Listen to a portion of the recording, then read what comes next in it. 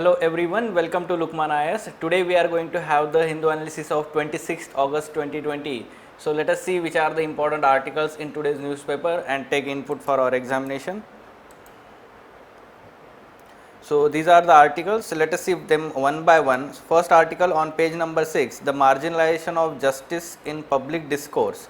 So here the context of the article, it is talking about how to understand justice, especially it is talking about distributive justice and how the present public discourse is moving away from this meaning of distributive justice, or let us say how the government is not focusing on ensuring this distributive justice, which is one of the principle of our constitution. ठीक है, तो DPSP में हमारे जो है directive principles of state policies में distributive justice की बात की है, right, like prevention of accumulation of wealth और concentration of wealth in few hands, जहाँ पे बात की है रीडिस्ट्रीब्यूशन ऑफ वेल्थ की जहाँ पे बात की है, right. So that is the article is talking about and on the basis of which principle we should ensure this distributive justice. ठीक है, तो यहाँ पे काफ़ी टेक्निकल चीज़ें हम बोल सकते हैं, अच्छे से डिस्कस की है. एथिकल प्रिंसिपल जिसको बात करते हैं हम, जस्टिस की बात करते हैं, तो वहाँ पे हम एथिक्स और एसे, फिलोसॉफिकल एथिक्स का जो टॉपिक आता है एसे में, तो उस तरीके से हम उसमें डिस्कस करेंगे इस आर्टिकल से. फाइन, तो देखते हैं क्या क्या दिया है आर्टिकल में. So there are we can say two ideas that appear to dominate our public discourse today. One that is self-interest and second that is national glory. ठीक है, तो there is little acknowledgement that pursuit of greed and narrow self-interest leads to several severe inequalities, to an unequal division of social benefits. The concern for fair distribution of benefits and burdens, the core issue of justice, is rare in mainstream public discourse. That is what it is talking about. And now some important we can say statements. A sense of justice is born when we begin sharing things with strangers. So the article is let's say giving example, or the writer is giving example, one of the incident it is sharing with his daughter. ठीक है, तो वहाँ पे एक incident वो share करते हैं और वो एक्सप्लेन करते हैं जस्टिस का मीनिंग क्या होता है उनके डॉटर को. तो justice, a sense of justice is born when we begin sharing things with stranger.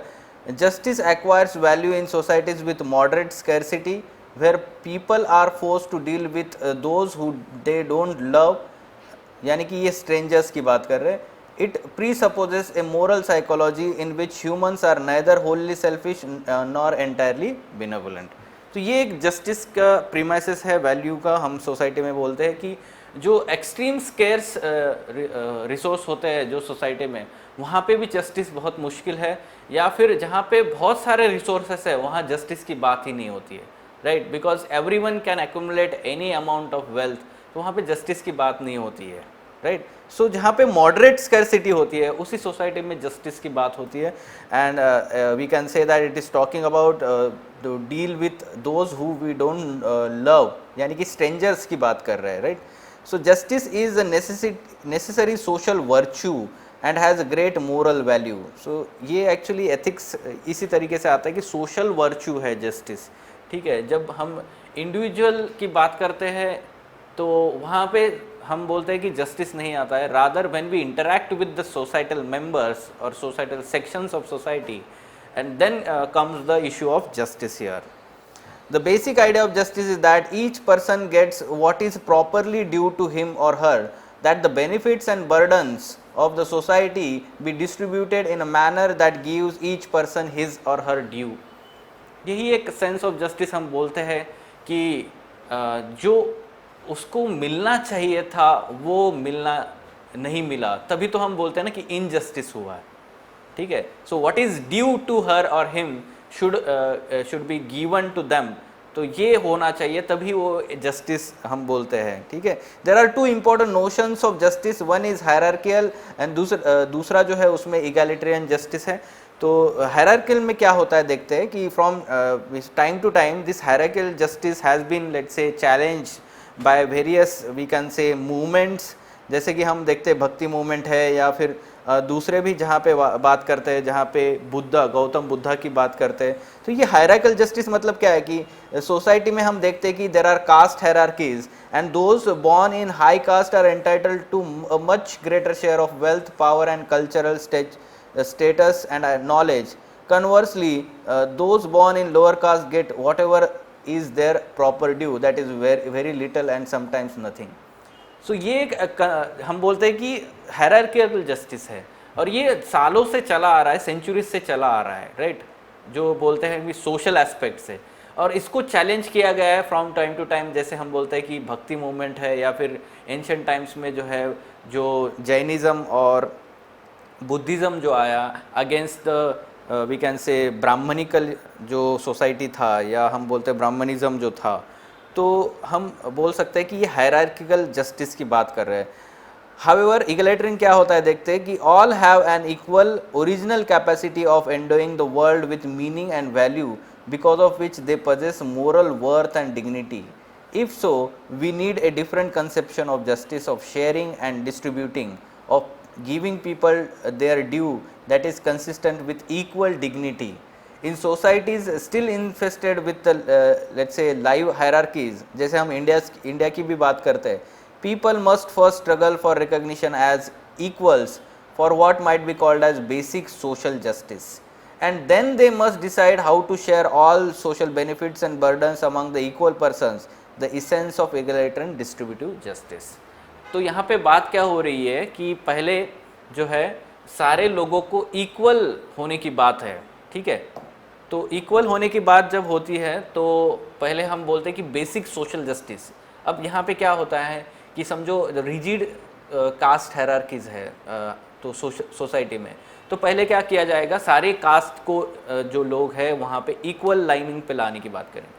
तो वो कैसे किया जाएगा? By socio economically empowering people, by giving equal civic rights to this people, ठीक है? तो पहले उनको इक्वल किया जाएगा and then we talk about let's say एक बार इक्वल आने के बाद जब उनकी इनहेरेंट एबिलिटीज होती है, कैपेबिलिटीज होती है, right, we call it as aptitude, then we can start rewarding those who have high aptitude, or we can say that or even those who show a high level of intelligence जो है होता है उनको ज़्यादा reward मिलेगा उसके बाद में, ठीक है?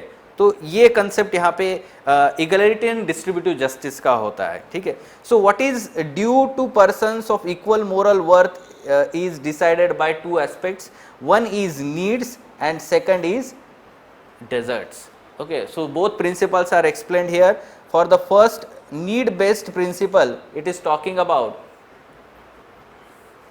ठीक है, तो नीड बेस्ड प्रिंसिपल में क्या होगा, ये what is due to person is what she really needs, that is whatever is necessary for general human beings.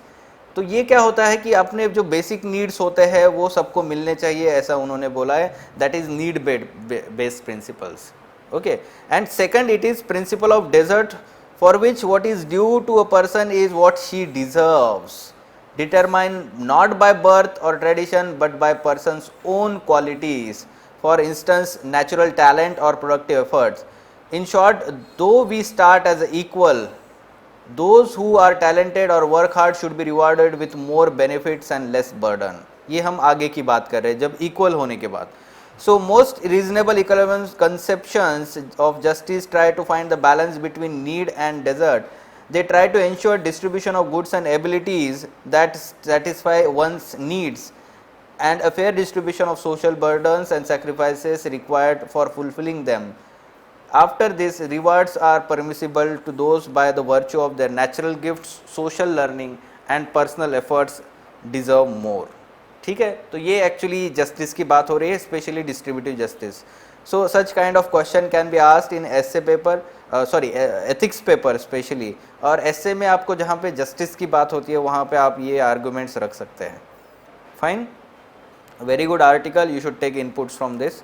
Next, living with the earth in Kerala. The context here is natural disasters in recent times in Kerala, especially during monsoon season. First, it is talking about the landslides last year also, this year also, because of incessant rains in let's say Kerala, especially Western Ghats region. And then it is talking about the second incident this time जो plane crash हुआ है कोझिकोड में, ठीक है, तो ये ऐसे natural disasters की बात हो रही है and how even the man made disasters are having और let's say responsible because of tinkering with we can say nature और नेचुरल कैपिटल हियर, ठीक है। तो देखते हैं in past 2 years there has been flooding on an unprecedented scale along with the landslides. तो floods और landslides ये तो 2 साल से चल रहा है वहाँ पे, 2018, 19 और 20 से भी अभी इस साल भी हुआ है। In everywhere in Kerala earth has been violated, rivers are polluted, valleys are filled with the garbage. तो ये जो है hills gouged out accommodate residences, religious houses. तो ये जो है पूरा हमने नेचुरल कैपिटल को डिस्ट्रॉय कर दिया है केरला में। As natural capital such as year around water availability, the nutrient content in the soil has diminished. Not only has it impacted sectors of economy such as agriculture, but also we have, let's say, threatened our own very security. Kerala's future is inextricably linked to how it conserves its natural capital, ठीक है। तो वो उस पर बहुत ज़्यादा depend करता है, और वो कंजर्वेशन किस पे डिपेंड करेगा? Depended upon restraint on consumption. Okay, so consumption it is talking about, let's say we can say land use और land resource जो है वहाँ पे बहुत ज़्यादा restraint होना चाहिए। The state of natural capital in Kerala shows absence of governance, ठीक है। तो गवर्नमेंट की तरफ से या फिर जो हम पॉलिटिकल पार्टीज़ की बात कर रहे हैं, यहाँ पे पॉलिटिक्स बहुत ज़्यादा है, तो उसी की भी यहाँ पे बात हो रही है। It is useful to recall the belief that Kerala was named for its geography. For centuries, people demonstrated genuineness of conserving natural resources by restraining their consumption from time to time, and this was soon lost as the economy globalized and domestic consumption came to fueled by wealth generated offshore, ठीक है। तो केरला के हमें पता है कि ज़्यादातर लोग जो है बाहर जाके वहाँ पे रिमिटेंसेस भेजते हैं, स्पेशली अरब कंट्रीज़ में। तो वो it is fuelled by that wealth generated offshore, the development and growth processes, and now we can say that this has resulted into, we can say, unprecedented scale of natural disaster at present. So in the end, a very good statement. In 1990s, as mobile telephony was spreading, someone had triumphantly coined the slogan, geography is history. We now see that at least some of our history will be shaped by geography. मतलब जो केरला में जो topography है या फिर जहाँ पे natural capital है as a geography it is talking about, तो वहाँ पे कितना वो डिस्टर्ब किया जा रहा है, and in return how it is impacting the people of state, ठीक है। तो वैसे ही आप यहाँ पे क्वेश्चन आ सकता है आपको GS 1 में और 3 में भी, ठीक है, डिजास्टर मैनेजमेंट भी है और 1 में नेचुरल हजार्ड्स भी है जोग्राफी में। तो discuss the statement with reference to increasing instances of natural disaster in state specially during monsoon season, ठीक है। तो इस पे आप इनपुट्स ले सकते हैं। Next, a chance to donate desktop context, it is talking about bridging the digital divide and opportunity to bridge this digital divide is posed by this COVID-19 pandemic. Now there is a massive shift from the company making from desktop to laptops, ठीक है। ये क्यों हो रहा है? क्योंकि to give the flexibility to their employees so that to work from anywhere and deliver business outcome, ठीक है। अब ये जो शिफ्ट हो रहा है, तो वो शिफ्ट होते हुए जो डेस्कटॉप जो होते हैं computers, it is talking about a very unique and innovative idea that these desktops should be donated to schools and children's या orphanages। ये सब जो होता है जहाँ पे एजुकेशन, ऑनलाइन एजुकेशन की अभी बात हो रही है, right, with the NEP is also giving the emphasis on, let's say, or focusing on equity, quality and reach of education. Such donation can be a big boon for these schools, okay। At the same time it will bridge the divide that has been created due to this pandemic, ठीक है। Online education में जो है digital haves and haves not जो है वो और ज़्यादा बढ़ गया है, और वो कम करने के लिए ये काफ़ी अच्छा रहेगा, ठीक है। यहाँ पे प्रॉब्लम ये हो सकता है कि फंडिंग कैसे करें इस प्रोग्राम को। The funding can be bottleneck for such program, but in this case companies can dip into their CSR, ठीक है। तो corporate social responsibilities under companies act 2013, so that can be now harnessed or used for funding purpose now, and this can be used very good we can say idea here, the best entrepreneurial minds should come forward to build an end-to-end digital platform to bring together all participants in a well-oiled supply chain and convert this idea into big business opportunity with significant social impact. ठीक है, social impact काफ़ी है इसका. हम देखते हैं कि education का जो रीच है ऑनलाइन एजुकेशन का during this pandemic, this can be improved. Okay, so you can use this in your GS2 paper, HRD online education, या फिर ऐसे आता है एजुकेशन के ऊपर, ऑनलाइन एजुकेशन के ऊपर. Give this as way forward. Moving on to next, raising age of marriage will pose problems. Now the activists and experts in the field are giving or criticizing the idea of raising the age of marriage. Earlier also we have discussed about this. Again we will have some facts here. An analysis of cases reported in New Delhi under Prohibition of Child Marriage Act 2006. तो यहाँ पे देख सकते हैं इस 10 साल में out of 65% of the cases PCMA was used to punish elopement of 2 consenting older adolescents. ठीक है, तो यहाँ पे ये बोल रहे हैं कि क्या है, those young adults who are marrying against the wishes of their parents, this raising of marriage will be used against these adults. Okay, as also it will lead to criminalization of sexual activity. तो ये एक बहुत बड़ा problem है. यहाँ पे कुछ important facts mention किए हैं, आप वो यूज़ कर सकते हैं. The study also found that when used to punish young consenting couples for marrying against their wishes of their parents, PCMA was invoked along with penal provisions of kidnapping and rape under the IPC and POSCO Act. ये common हम देखते हैं पूरे India में कि जहाँ पे जो यंग कपल्स होते हैं, when they elope against the wishes of parents, तो वहाँ पे क्या होता है कि जो ज़्यादातर लड़की के जो पेरेंट्स होते हैं, they tend to have let's say और invoke other provisions like IPC में रेप है, किडनैपिंग जो प्रोविजंस होते हैं, या पॉस्को एक्ट जो है, अंडर एज लड़की होगी तो वहाँ पे वो पॉस्को एक्ट के भी प्रोविजंस लगाए जाते हैं. तो ये मिसयूज़ जो है और बढ़ेगा इसका. Fine. So this is not the time to tinker with PCMA. It is time to look at the POSCO and the age of consent, which should be revised to 16 years from 18, at least in the cases of non-coercive, non-exploitative relations among the peers. A vast majority of women are married under the age of 21. Raising the age of marriage for these women will lead to criminalization of these women and their families. Okay, so what should be the way forward here? Emphasis should be on the schooling, access to job opportunities, making them economically independent, to delay the age of marriage and address the poverty to prevent the underage marriage and fight malnutrition.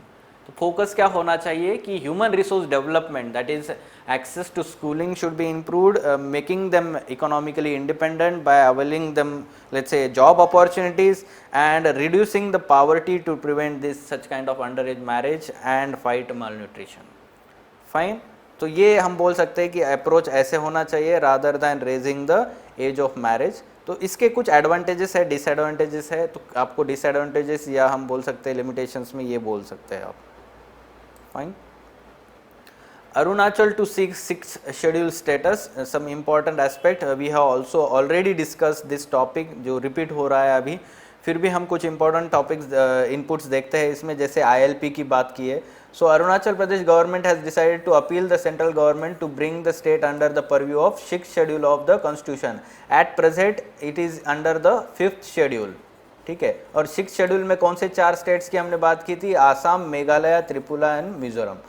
ठीक है. तो इसमें वो चाहते हैं कि लाया जाए क्योंकि वो ट्राइबल जो पॉपुलेशन है अरुणाचल प्रदेश का, indigenous people, their protection, for their protection it is seeking this demand और we can say provision.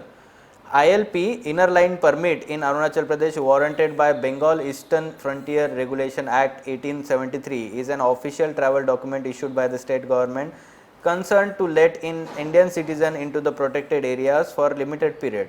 This ILP protects Arunachal Pradesh, Nagaland, Mizoram and Manipur was recently added or given this provision. ठीक है. So state government said that the provisions of the Article 371H, special provisions for Arunachal Pradesh, do not ensure full protections to the state police, state people. ठीक है. तो हम जब बात करते हैं नॉर्थ ईस्टर्न स्टेट्स की, तो नॉर्थ ईस्टर्न स्टेट्स में ज़्यादातर हमें ध्यान रखना है कि जो ऊपर के स्टेट्स है, यानी कि अरुणाचल प्रदेश है या फिर नागालैंड है, मणिपुर है, और ये नीचे जो है मिज़ोरम जो है, तो ये स्टेट्स 4 जो है वो एक्चुअली में यहाँ पे ILP लागू होता है। और इधर के 4 स्टेट जो है ऐसे, मतलब आसाम, मेघालय, त्रिपुरा, और हम बात करते हैं कौन सा है, मिज़ोरम। ठीक है, तो मिज़ोरम जो है वो कॉमन है दोनों में। Mizoram comes under let's say ILP also, और it comes under 6 schedule also. बाकी के 3 जो है वो अलग अलग है ILP और 6 शेड्यूल के लिए प्रोटेक्शन। ठीक है, तो ऐसे याद रखेंगे। ऊपर से जो स्टेट्स है ऐसे, ये क्या है, ILP के लिए है, उनको प्रोटेक्शन। और नीचे के जो स्टेट्स है आसाम, मिज़ोरम, त्रिपुरा और मेघालय, ये 4 स्टेट जो है हम बोल सकते हैं वहाँ पे 6 शेड्यूल होता है, लागू होता है। ठीक है, और मिज़ोरम जो है वो दोनों के लिए कॉमन है, ILP भी है और 6 शेड्यूल भी है। फाइन, तो इस पे प्रीलिम्स में इस तरीके से क्वेश्चन आ सकता है। यहाँ पे प्रोविजंस दिए गए हैं और बताया जा रहा है कि अरुणाचल प्रदेश रिसीव्स प्रोटेक्शन, ये indigenous people, under which of the above provisions. ठीक है, तो जो 6 शेड्यूल का जो है अभी तक नहीं है, ठीक है, बाकी तीनों में उनको मिलता है, तो इसलिए 2, 3, 4 ये जो है उसका आंसर होगा। ठीक है, अभी ये डिमांड कर रहे हैं 6 शेड्यूल के लिए। Moving on, Viraat to head to Alang yard. Viraat ये जो है एयरक्राफ्ट कैरियर है हमारा, it is decommissioned in 2017. This aircraft carrier Virat is now set to be scrapped at the ship breaking yard in Alang, Gujarat. ठीक है, तो अलंग जो है it is in Bhavnagar, Gujarat, which is major world wide centre for ship breaking. ये आपको general knowledge होना चाहिए। Several attempts by the Navy to preserve the carrier by converting into museum has been failed. ठीक है, ये पिछले 2 साल से न्यूज़ में है, विराट को म्यूज़ियम बनाना है नेवी का, तो वो एक्चुअली नहीं हो पाया, and now it is going to be let's say scrapped at the ship breaking yard in Alang. So Viraat जो है सेंटर क्लास जो है aircraft carrier, it serve the British navy as an HMS Hermes for 25 years, and then it was commissioned into Indian Navy in 1987 after refurbishment and operated for Harrier fighter jets उसके ऊपर। ठीक है, सो विक्रांत जो है India का first aircraft carrier, it was also scraped in the similar way. ठीक है, विक्रांत, विराट, ये 2 वर्ड आपको याद रखने की एयरक्राफ्ट कैरियर्स है, बट ये जो है वो हमने बाहर से खरीदे हुए हैं।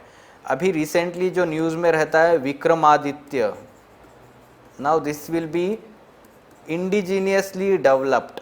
ठीक है, aircraft career first indigenously developed, तो ऐसे कुछ न्यूज़ में रहता है, इंपॉर्टेंट रहता है हमारे प्रीलिम्स के लिए। डिफेंस टेक्नोलॉजी,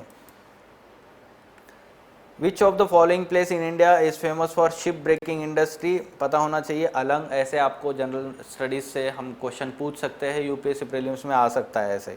ठीक है, yes, so some important captions and quotations. A sense of justice is born when we begin sharing things with strangers. जैसे ये हमने फर्स्ट आर्टिकल देखा था तो जस्टिस के बारे में, तो एथिक्स और ऐसे में आप ये सारे कोटेशंस, कैप्शंस यूज़ कर सकते हैं। Fine, so these were important articles from today's newspaper. For further information on editorial discussion classes wherein in-depth analysis of all these articles is done by Ansari sir and team, you can contact Lukman IS. Thank you.